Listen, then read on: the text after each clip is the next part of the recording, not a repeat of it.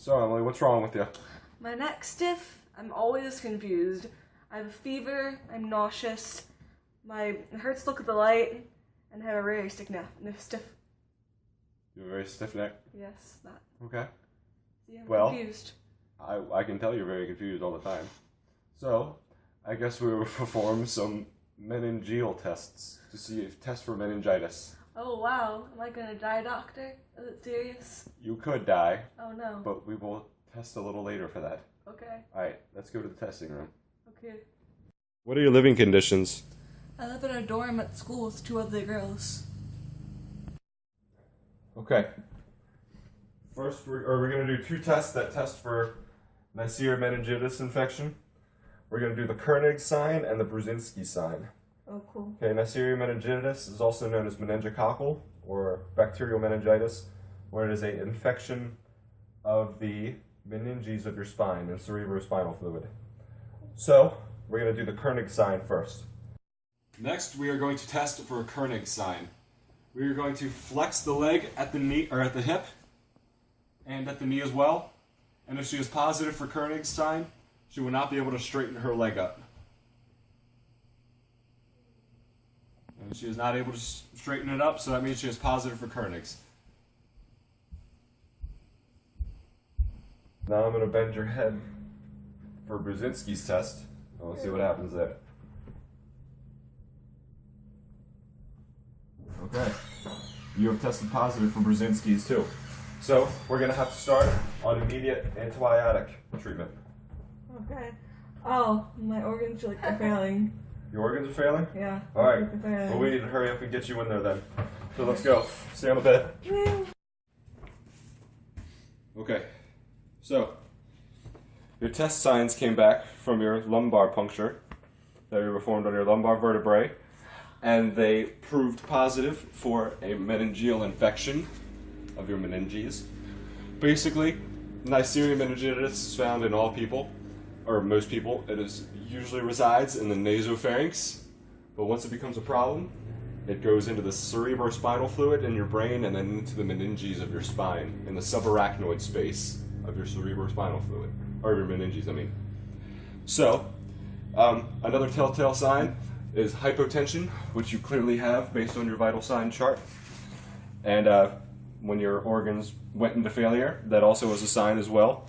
Luckily, you don't have a petechial rash or any palpable purpura, which is basically just a nasty looking rash that's very painful and swollen to the touch. You don't have any adrenal hemorrhage, which is usually a big sign too, but you don't need all the signs to be positive.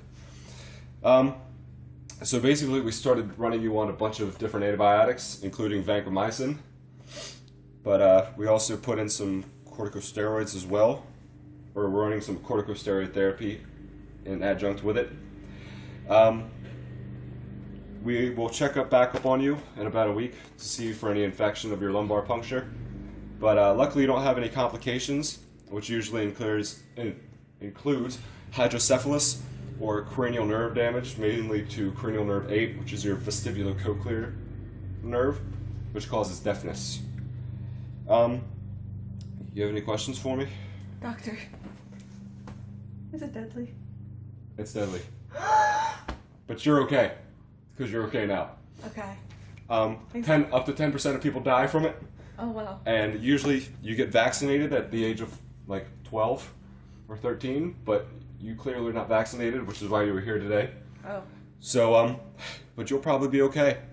Well, thanks to Dr. Angel. You're not going to die. Oh wow. Yeah. Yeah.